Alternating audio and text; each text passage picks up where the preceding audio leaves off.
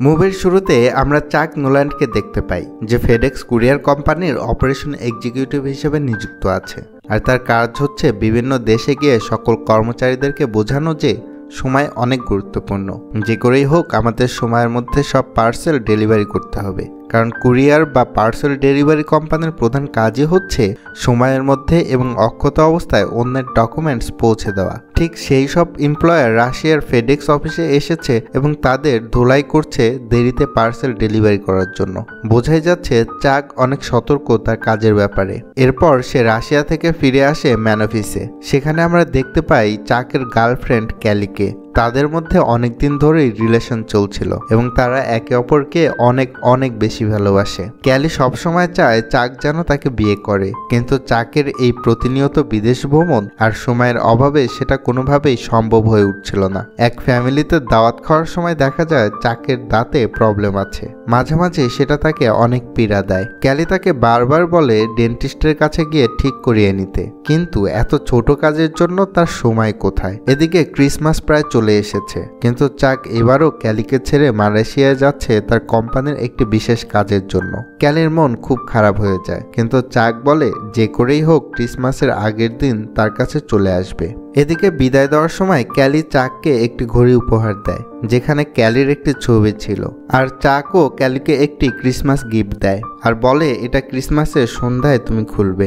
এরপর দেখা যায় চাক প্লেনে উঠে রওনা দিয়েছে মালয়েশিয়ার উদ্দেশ্যে। এই প্লেনটি ছিল ফেডেক্স কোম্পানির নিজস্ব প্লেন, তাই এখানে চাক ছাড়া মাত্র 4 জন ছিল। আর পুরো প্লেনে ভরা ছিল সকল মানুষের পার্সেল। প্রশান্ত মহাসাগরের মাঝখান দিয়ে যাওয়ার সময় প্লেনটি এক ভয়াবহ ঝড়ের সম্মুখীন হয়। পাইলট অনেক চেষ্টা করতে থাকে প্লেনটিকে বাঁচানোর জন্য। এদিকে চাকের কাছে থাকা সেই ক্যালির গিফট করা সেই ঘড়িটি পড়ে যায়। সে অনেক চেষ্টায় সেটা নিজের কাছে নিয়ে আসতে সক্ষম হয়, কিন্তু কিছুক্ষণের মধ্যেই সেই প্লেনটি একদম মাঝ সাগরে বিধ্বস্ত হয়। চাকের হাতে আগে থেকেই একটি ইয়ার ব্যাগ ছিল। পানির মধ্যে ডুবে যাওয়ার সময় সেই ইয়ার ব্যাগটি খুলতে সক্ষম হলেও সেটার দড়ি প্লেনের সাথে আটকে যায়। তবুও চাক ট্রাই করতে থাকে যেভাবেই হোক তাকে পানির উপরে উঠতে হবে। অনেক চেষ্টার পরে সে সক্ষম হয়, কিন্তু ততক্ষণে পুরো প্লেন একদম অতল সমুদ্রে হারিয়ে যায়। চারিদিকে ভয়ানক তুফান আর মাঝ সমুদ্রে এবার চাক একটি ইয়ার ব্যাগের উপরে এভাবেই সারা রাত কেটে যায়। যখন তার জ্ঞান ফেরে তখন চাক নিজেকে আবিষ্কার করে একটি নির্জন দ্বীপে। গত রাতের ঝড়ে সে বাতাসের তোড়ে এখানে চলে এসেছে। সেখানে চাক নেমে আগে তার পকেটে থাকা ক্যালির ঘড়ি খুঁজতে থাকে আর দেখতে পায় সেটাতে পানি ঢুকে সব নষ্ট হয়ে গিয়েছে। এরপর সে অনেকগুলো ফেডেক্সের পার্সেল বক্স সাগরে ভাসতে দেখে আর সেগুলোকে কুড়ানো শুরু করে। একটু এদিক সেদিক ঘুরে চাক চিৎকার করতে থাকে, কারণ যদি সেখানে কেউ থাকে তারা যেন তার ডাক শুনতে পায়। কিন্তু দ্বীপটিতে চাক ছাড়ার আর কোনো মানুষের অস্তিত্বই ছিল না। সে এবার সমুদ্রের বালিতে বড় করে হেল্প লিখে রাখে, যাতে উপর দিয়ে কোনো প্লেন গেলে এই লেখা দেখে তাকে হেল্প করতে চলে আসে। আসলে চাক এখনো বুঝতে পারছে না তার সামনের জীবনে কি কি ঘটতে চাচ্ছে। এভাবেই প্রথম দিন চাকের পার হয়ে যায় এই দ্বীপটিকে এক্সপ্লোর করতে। সকালে উঠে দেখে তার লেখা হেল্প কথাটি পানিতে ধুয়ে গেছে, তাই এবার সে অনেকগুলো গাছের ডাল দিয়ে সেটা লিখে রাখে যাতে পানিতে নষ্ট না হয়। চাক সকল ফেডেক্সের পার্সেল কুড়িয়ে নেয় যাতে তা পরে ফেরত দেওয়া যায়, কিন্তু তখনই সে একটা শব্দ শুনতে পায়। চাক মনে করে এখানে নিশ্চয়ই কেউ আছে, কিন্তু পরে দেখা যায় একটি নারিকেল গাছ থেকে নারিকেল পড়ার শব্দ ছিল।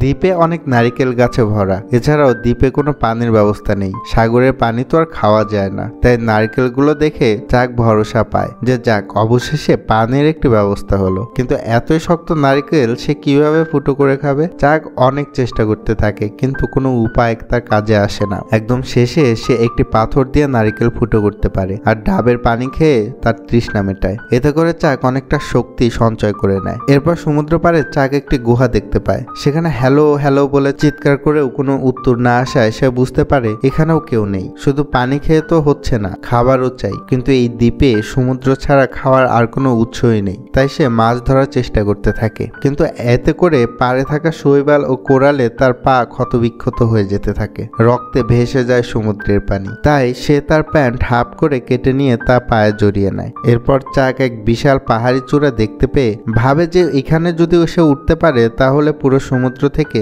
সেও বুঝতে পারবে কোথাও লোকালয় আছে কিনা। তাই চাক সে পাহাড়ের চূড়ায় ওঠে, কিন্তু এখানে এসে দেখা যায় চারিদিকে শুধু পানি ছাড়া আর কিচ্ছু নেই। হঠাৎ তার চোখে পড়ে একটি ভেসে আসা বস্তুর দিকে। সাথে সাথে চাক নেমে গিয়ে সেই জিনিসটির কাছে যায়। একদম কাছে এসে দেখতে পায় এটা ওরই প্লেনের পাইলটের মরদেহ। এই দৃশ্য দেখে সে অনেক কষ্ট পায়। এবার লাশটিকে পাড়ে নিয়ে এসে খুঁজতে থাকে যে এখানে তার উপকারী কোনো কিছু পাওয়া যায় কিনা। আর তখন সে একটি টর্চ লাইট খুঁজে পায় আর পাইলটের পা থেকে জুতো খুলে নেয় যাতে তার পা সে সুরক্ষিত রাখতে পারে। এরপর পাইলটের দেহটিকে সে সেখানেই কবর দিয়ে দেয় আর পাথরে তার নাম লিখে রাখে। চাক এই ঘটনার পর থেকে অনেকটাই একাকী ফিল করা শুরু করে দেয়। ইতিমধ্যে চাক বৃষ্টির পানি আর কুয়াশার পানি কিভাবে নারিকেলের সংরক্ষণ করতে হয় তা শিখে গেছে। সেসব নারিকেলের মধ্যে পানি জমিয়ে রাখতো যাতে পানির কোনো অভাব না হয়। এক রাতে চাক দেখতে পায় দূরের একটি জাহাজ থেকে একটা লাইট আসছে। সে অনেক ডাকাটাকি করতে থাকে, কিন্তু এত দূরে তো কোনো আওয়াজ পৌঁছানো সম্ভব নয়। তাই চাক সেই টর্চ লাইট নিয়ে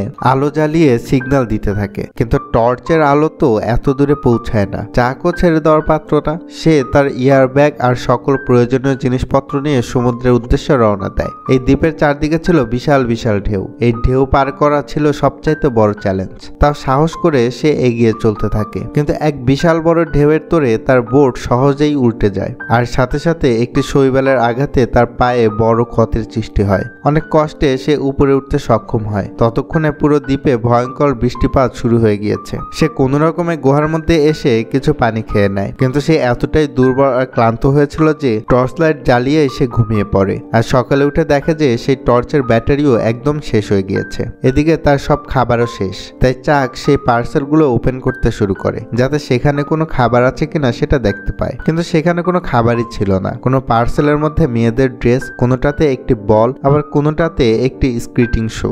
সবকিছুই কাজে লাগবে যদি তা কাজে লাগানো যায়। প্রথমে স্কেটিং জুতাটা সে ব্লেড হিসাবে কাজে লাগায়, কারণ এটা অনেক ধারালো ছিল, যা দিয়ে সে অনায়াসেই নারিকেল কাটতে পারত।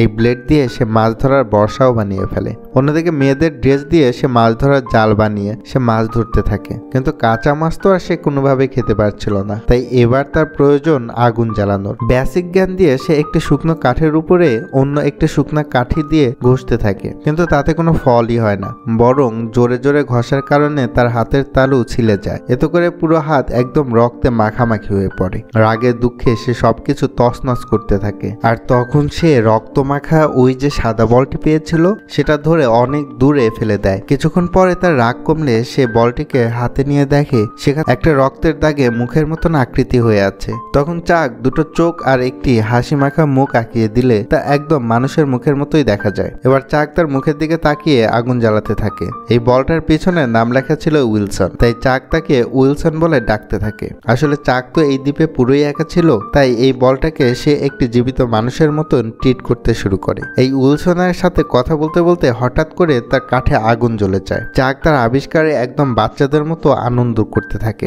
সকল শুকনা কাঠ দিয়ে সে এক বড় আগুনের সৃষ্টি করে আর পাগলের মতন উল্লাস করতে থাকে। সেই আগুন পুড়িয়ে চাক এবার কাঁকড়ার মাছ পেট পুড়ে খেয়ে নেয়। সেখানে চাক ওই উইলসনের সাথে হিসাব করতে থাকে যে আনুমানিক কত দূরে আছে তারা। হিসাব করে চাক বুঝতে পারে তারা এখন যেখানে আছে সেখানে কেউই আসতে পারবে না তাদেরকে উদ্ধার করার জন্য। এদিকে চাকের সেই দাঁতের ব্যথা শুরু হয়ে যায়। তার প্রেমিকা তাকে এত বলেছিল ডেন্টিস্টের কাছে যেতে, কিন্তু তখন যদি সে এটার গুরুত্ব দিত তাহলে এই ব্যথার সমস্যা এখন হতো না। আর কোনো উপায় না পেয়ে সে স্কেটিং ব্লেড দিয়ে আর একটি পাথরের সাহায্যে সে তার দাঁত বাড়ি মেরে ফেলে দেয়। অসহ্য যন্ত্রণায় চাক এবার অজ্ঞান হয়ে যায়। আর মুভির সিন শিফট হয় 4 বছর পর। মানে 4 বছর ধরে চাক এই দ্বীপে অবস্থান করছিল। ইতিমধ্যেই চাক একদম অন্যরকম হয়ে গিয়েছে।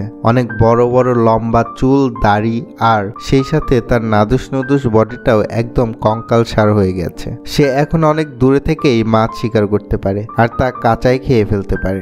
আসলে প্রতিনিয়ত এক কাজ করতে করতে সে এখন এক্সপার্ট হয়ে গিয়েছে। এখন চাকের আর একাকী ফিল হয় না, কারণ তার সাথে সবসময় কথা বলবার জন্য রয়েছে উইলসন। সকল রাগ, দুঃখ সবকিছুই সে উইলসনের সাথে শেয়ার করে। একদিন সকালে চাক সমুদ্রের পাড়ে একটি স্টিলের শিট আসতে দেখে। এটা দেখার পর চাকের মাথায় একটু বুদ্ধি আসে। এতদিন সে অনেক চেষ্টা করেছে এই ঢেউ ঢেউকে অতিক্রম করে সমুদ্র পাড়ি দিতে, কিন্তু সবসময়ই সে ব্যর্থ হয়েছে। আর এই স্টিলের পাত দিয়ে এইবার সে এমন একটা নৌকা বানাবে যাতে করে সে বাতাস রোধ করতে পারে, আর ঢেউয়ের সময় সেটা ছেড়ে দিলে বাতাসের বিপরীতে গিয়ে ঢেউকে পার করতে পারবে। যেই ভাবা সেই কাজ। সে পুরো জঙ্গল থেকেই গাছের ছাল দিয়ে দড়ি বানাতে থাকে, কিন্তু তাকে আরো 2-3 মাস অপেক্ষা করতে হবে যাতে তখন সমুদ্রে অনেক বেশি বাতাস থাকে। এরই মধ্যে সে গাছের ডাল আর ছাল দিয়ে পুরো একটা নৌকা বানিয়ে ফেলে। এপ্রিল মাসের শুরুর দিকেই সমুদ্রের জোরে হাওয়া বইতে থাকে। এটাই মোক্ষম সময় সমুদ্র পাড়ি দেওয়ার। চাক এবার তার সকল মালপত্র নিয়ে নৌকায় উঠে পড়ে, আর সে অনেকগুলো নারিকেলের খোল নিয়ে নেয় যেন বৃষ্টির পানি ধরে রাখা যায়। সেখানে চাক একটি কুরিয়ারের পার্সেলও নেয়, কারণ সেদিন সে এই পার্সেলটি খোলেনি। সে ভাবতো যদি সে কখনো এই সমুদ্র থেকে বেঁচে ফিরতে পারে তাহলে পার্সেলটা ডেলিভারি করেই ছাড়বে। আসলে এই চাওয়ার জন্যই সে সবসময় তার বাড়ি ফেরার একটা তাগাদা পেত। চাক এবার সমুদ্র যাত্রা শুরু করলো। উইলসনকে শক্ত করে বেঁধে রেখে একের পর এক বড় বড় ঢেউ পার হতে থাকে। সবচেয়ে বড় ঢেউকে সে তার পরিকল্পনা মাফিক ওই স্টিলের পাত দিয়ে একদম নৌকার পালের মতন ব্যবহার করে, আর অবশেষে ঢেউকে অতিক্রম করতে সক্ষম হয়। চাক এবার অনেক আবেগ আপ্লুত হয়ে পড়ে, কারণ এখন তার আবারও আশা জেগেছে যে সে বাড়ি ফিরতে পারবে। কিন্তু এত বড় সমুদ্রে সে তো কেবল প্রবেশ করেছে, এখনো অনেক পথ বাকি তার পাড়ি দেওয়ার। বৃষ্টির পানি আর মাছ শিকার করে সে তার খাওয়া কোনো রকমে চালিয়ে নেয়। পথের মধ্যে বড় বড় ঝড় আর তুফানের সম্মুখীন হতে হয় তাকে। একদিন এক বিশাল ঝড়ের কবলে পড়ে সে জ্ঞান হারিয়ে ফেলেছে।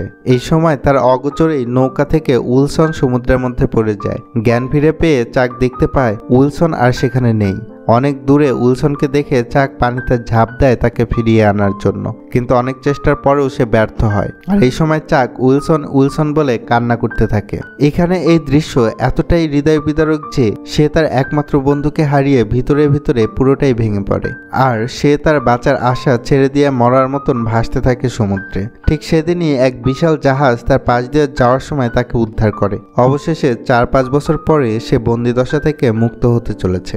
এদিকে চাক ফিরে এসেছে শুনে ক্যালি খুশি আর হতবাক হয়ে জ্ঞান হারিয়ে ফেলে। কোম্পানি চাককে পুরো বীরের মতো সংবর্ধনা দিতে থাকে। সবাই জানতো চাক আর বেঁচে নেই। তার ফিউনারেলও সম্পূর্ণ করা হয়েছিল। এবার চাকের সাথে দেখা করতে আসে ক্যালির হাজবেন্ড। সে এসে জানায় ক্যালি তোমাকে হারানোর শোকে অনেকদিন খারাপ অবস্থায় ছিল, পরে সে আমাকে বিয়ে করে, আর এখন যখন শুনতে পেরেছে তুমি আবার ফিরে এসেছো তখন সে আরো বেশি কষ্ট পাওয়া শুরু করেছে। তাই এখানে আজ তার আসার কথা থাকলেও তোমার সাথে দেখা করতে আসতে পারলো না। এটা বলে তার হাজবেন্ড সেখান থেকে চলে যায়, কিন্তু চাক জানালা দিয়ে দেখতে পায় ক্যালিও সেখানে এসেছে, কিন্তু তার হাজবেন্ড তাকে কোনো মতেই চাকের সাথে দেখা করতে দিচ্ছে না। চাকের সাথে তার সকল প্রাক্তন বন্ধু ও কলিগরা দেখা করতে আসে। তারা একটা বিশাল পার্টির আয়োজন করে চাকের ফিরে আসাকে কেন্দ্র করে। চাকে সভ্যতায় ফিরে এসে দেখে মানুষ কত খাবার অপচয় করে, কিন্তু সে কতই না কষ্ট করেছিল এই খাবার পাবার আশায়। এছাড়াও এখানে একটি লাইটার দিয়ে এক চাপে কত সুন্দর আগুন ধরানো যায়, আর সে কত চেষ্টা করেছে আগুন জ্বালাতে।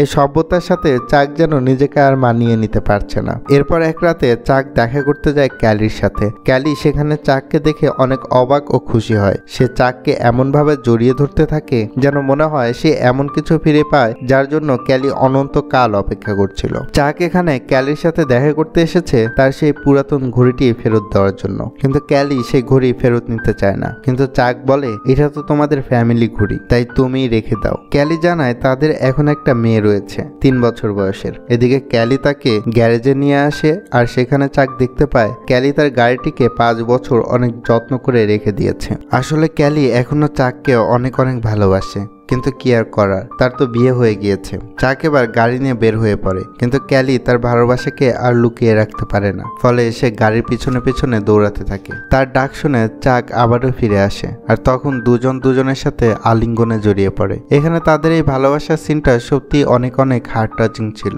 আসলে ভালোবাসার জিনিসটাই এমন। ক্যালির সবসময় মনে হতো যে চাক বেঁচে আছে, সে অন্য কারোর সাথে কোনো সম্পর্কে জড়াতে চাইতো না, কিন্তু তার পরিবার সবসময় এই ধারণাকে অসম্ভব বলে আখ্যায়িত করে এবং একদিন বাধ্য করে বিয়ে করতে। ক্যালি ভেবেছিল চাক হয়তো তাকে গ্রহণ করবে, কিন্তু চাক বলে আমার মনে হয় তোমার বাড়ি ফেরা উচিত। এই ঘোর কাটতে ক্যালি তাতে সম্মতি জানায়। এরপর চাক তাকে গাড়িতে করে আবারও বাড়িতে ড্রপ করে দিয়ে আসে।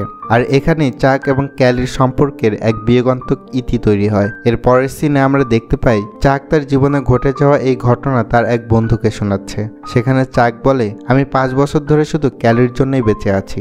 আমি জানতাম আমি যদি বেঁচে থাকি তাহলে ক্যালির কাছে একদিন না একদিন আসতেই পারবো। আমি অনেক একা ছিলাম সেখানে। একাকিত্বের কারণে আমি গলায় ফাঁস নিয়ে মরেও যেতে চেয়েছিলাম, কিন্তু একদম শেষ মুহূর্তে ক্যালির কথা ভেবে তা আর করতে পারিনি। এতদিন ধরে আমি যার জন্য বেঁচে ছিলাম সে আজ আমার থেকে অনেক দূরে। ভালো হতো যদি আমি বেঁচে না থাকতাম কিংবা কোনো অসুখে পড়ে আমি সেখানেই মারা যেতাম। আসলে এই মুভিতে ক্যালি আর চাকের ভালোবাসা নিয়ে বেশি স্টোরি না থাকলেও এই কয়েক মিনিটের সিনে আমরা তাদের মধ্যে যে কত গভীর ভালোবাসা ছিল সেটা ঠিকই বুঝতে পারি। এখনো চাকের একটি কাজ বাকি আছে, আর সেই কাজটি হলো সেই ফেডেক্সের পার্সেলটি ডেলিভারি করা, যেটা সে এতদিন ধরে চাক নিজের কাছে খুব যত্নে রেখে দিয়েছিল। সে গাড়ি নিয়ে বের হয়ে পড়ে সেটা ডেলিভারি করার উদ্দেশ্যে, কিন্তু সে বাড়ির সামনে এসে দেখতে পায় সেখানে এখন কেউ নেই। তাই সে একটি কাগজে লিখে রাখে, এই পার্সেল আমার জীবন বাঁচিয়েছে, ধন্যবাদ চাক নোলান। আর এটা পার্সেলের সাথে অ্যাটাচ করে ওই বাড়ির সামনে রেখে দিয়ে চলে আসে। 4 রাস্তার মাঝে এসে চাক ভাবতে থাকে এবার সে কোথায় যাবে। তখন গাড়ি থেকে কোনো একটা মেয়ে রাস্তায় এসে চাককে দেখে বলে, তুমি মনে হয় রাস্তা ভুলে গেছো। এই বলে মেয়েটি তাকে সব রাস্তাগুলো কোথায় যায়, কোনটা কোন দিকে গিয়েছে তা বলতে থাকে। এরপর মেয়েটি আবারও তার গাড়ি নিয়ে চলে যায়। চাক এবার দেখতে পায় ওই মেয়ের গাড়ির পিছনে সেই দুটো গোল্ডেন উইংসের চিহ্ন দেওয়া আছে, যেটা সেই কুরিয়ার পার্সেলের মধ্যেও ছিল। তার মানে চাক আজ যাকে পার্সেল ডেলিভারি করার জন্য এসেছে এটাই ছিল সেই মেয়ে। চাক এবার ভাবতে থাকে এখন সে কোথায় যাবে। সবকিছু ভেবে সে ওই মেয়েটি যেদিকে গিয়েছিল সেই রাস্তার দিকেই তাকিয়ে থাকে। এখানে একটা ইনফো দেই, এই মুভির শুরুতেই এই পার্সেলটি রিসিভ করার দৃশ্য ছিল, যেখানে ওই বাড়ির দরজায় ডিক ও বেটিনা নামের একটি সাইনবোর্ড ছিল, কিন্তু চাক যখন পার্সেল ডেলিভারি করতে যায় সেখানে ডিক এর নামটি ভাঙা ছিল, জাস্ট বেটিনা নামটিই ছিল। চাক তখন বুঝতে পারে হয়তো ওই মেয়েটিও তার সঙ্গীকে হারিয়েছে। এখানে চাকও এখন নিঃসঙ্গ একা, আর বেটিনাও একা। ফলে সিনেমার একদম শেষে চাকের যে হাসিমুখ আমরা দেখতে পাই তাতে বোঝা যায় হয়তো চাক এখন সেই মেয়ের সাথেই পুরো জীবন পার করে দেওয়ার জন্য আগ্রহ প্রকাশ করছে। আর এই সিনের মধ্যে দিয়েই এই অতি সুন্দর এবং কালজয়ী মুভিটি শেষ হয়ে যায়।